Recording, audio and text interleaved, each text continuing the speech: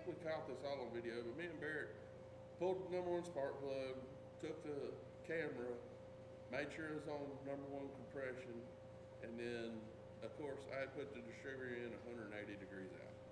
So we fixed that problem.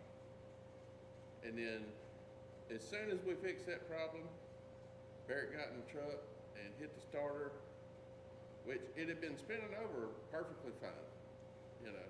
Yeah, we turned it over a dozen times. Barrett hit the starter, and it fired up. It fired up and ran it fired up awesome, and it ran in like maybe 10 seconds. And then I told Barrett to kill it, and I put the timing light on it, and then Barrett hit the key, and nothing, like no battery at all in the truck.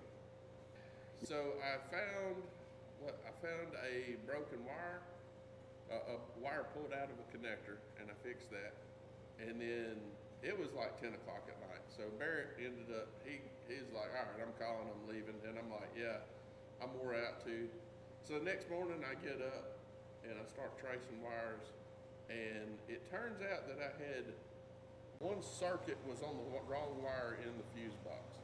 That was the wire for power basically throughout the whole truck.